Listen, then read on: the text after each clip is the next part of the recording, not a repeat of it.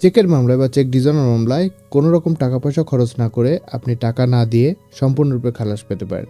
আজকে 3টা ডিফেন্সের কথা বলবো, যে 3টা ডিফেন্স যদি আপনি প্রমাণ করতে পারেন তাহলে চেকের মামলায় আপনাকে কোনো রকম টাকা পয়সা দিতে হবে না, আপনি সম্পূর্ণরূপে খালাস পাবেন।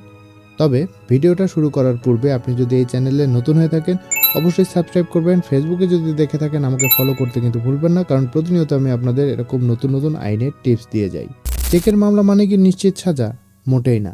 হাইকোর্টের কিছু রায় রয়েছে, যে রায়ে 3টা ডিফেন্সের কথা বলা রয়েছে, যে 3টা ডিফেন্স যদি আপনি দেখাতে পারেন বা প্রমাণ করতে পারেন তাহলে কিন্তু চেকের মামলা থেকে আপনি সম্পূর্ণরূপে খালাস পেতে পারেন। 2013 সালে সুপ্রিম কোর্টের হাইকোর্ট বিভাগ এরকমই 3টা ডিফেন্সের কথা বলেছে, যে 3টা ডিফেন্স যদি কোনো চেকের মামলার আসামি প্রমাণ করতে পারে তাহলে কিন্তু সেই মামলা থেকে, অর্থাৎ চেকের মামলা থেকে বা চেক ডিজনের মামলা থেকে সম্পূর্ণরূপে তিনি খালাস পাবেন। তাহলে এই 3টা ডিফেন্স কী কী আজকের ভিডিওতে সেটাই আলোচনা করব। প্রথম ডিফেন্স হলো মানসিক অসুস্থতা। অর্থাৎ আপনি যখন চেকটা প্রদান করছেন তখন যদি আপনি মানসিকভাবে অসুস্থ থাকেন এবং সেটা যদি প্রমাণ করতে পারেন তাহলে কিন্তু আপনাকে চেকের মামলা থেকে খালাস দেওয়া হবে। অর্থাৎ দণ্ডবিধির 84 ধারা অনুযায়ী কিন্তু কেউ যদি অপ্রকৃতস্থ থাকে, অর্থাৎ তার ব্রেন যদি কাজ না করে সোজা কথা, তাহলে কিন্তু তিনি কোনো চুক্তি সম্পাদন করতে পারে না, অর্থাৎ চেক দিতে পারে না। তাই কেউ যদি সেই মুহূর্তে কোনো অসুস্থ থেকে থাকে বা মানসিকভাবে বিকারগ্রস্ত থেকে থাকে তো অথবা মদ্যপ অবস্থায় থাকে, সে অবস্থায় যদি তাকে চেক দেওয়া হয়, তিনি যদি এটা প্রমাণ করতে পারেন তাহলে কিন্তু সেই চেকের মামলা থেকে তিনি খালাস পাবেন। কারো কাছ থেকে মদ্যপ অবস্থায় যদি জোর করেও সই নেওয়া হয় এবং মেডিকেল রিপোর্ট বা মেডিকেল সার্টিফিকেট বা ডোপ টেস্টের মাধ্যমে তিনি যদি প্রমাণ করেন যে মুহূর্তে চেকটা দেওয়া হয়েছে সেই মুহূর্তে তিনি অপ্রকৃতস্থ ছিলেন অথবা মাতাল অবস্থায় ছিলেন, তাহলে কিন্তু সেই মামলা থেকে তিনি খালাস পাবেন।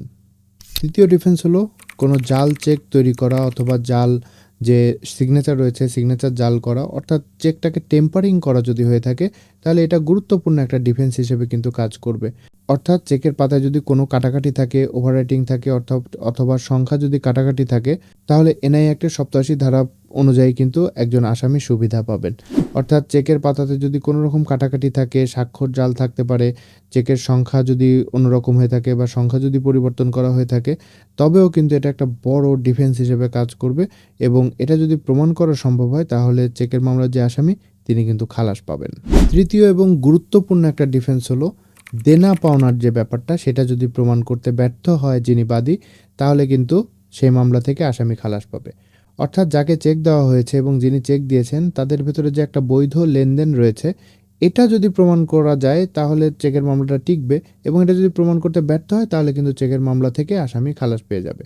অর্থাৎ যিনি চেক দিচ্ছেন তার সাথে যে একটা লেনদেন রয়েছে সেটা তাকে অবশ্যই প্রমাণ করতে হবে। যদি বাদী কোনোভাবে এই লেনদেনের ব্যাপারটা প্রমাণ করতে ব্যর্থ হয় তাহলে কিন্তু আসামি চেকের মামলা থেকে খালাস পেয়ে যাবে। এই যে 3টা ডিফেন্সের কথা আলোচনা করলাম, কোনো চেকের মামলার আসামি যদি এই 3টা ডিফেন্স সঠিকভাবে আদালতে উপস্থাপন করতে পারে এবং এগুলো যদি প্রমাণ করতে পারে, 3টা ডিফেন্সের প্রয়োজন নাই, এর ভিতরে যে কোনো একটা ডিফেন্স যদি সে সঠিকভাবে প্রমাণ করতে পারে তাহলে কিন্তু চেকের মামলা থেকে সম্পূর্ণ খালাস পেয়ে যাবে। সুপ্রিম কোর্টের এই রায়গুলো কিন্তু রয়েছে, আমি ডিসক্রিপশনে অথবা কমেন্টসে এই রায়গুলোর নাম দিয়ে দিব বা এই মামলাগুলো কোন মামলাগুলোতে রায় দেওয়া হয়েছে সেগুলো কিন্তু উল্লেখ করে দিব, আপনারা সেখান থেকে দেখে আসতে পারেন। আমি হারিয়ে যেতে পারি, তাই এই ভিডিওটা শেয়ার করে রাখুন, কোনো না কোনো দিন হয়তো আপনার কাজে লাগবে অথবা আপনার কোনো বন্ধু অথবা পরিবারের কারো কাজে লাগতে পারে। তাই শেয়ার করে রাখুন। পরবর্তীতে দেখা হবে নতুন কোনো বিষয় নিয়ে। সে পর্যন্ত ভালো থাকুন, সুস্থ থাকুন এবং সচেতন থাকুন আপনার অধিকার সম্পর্কে।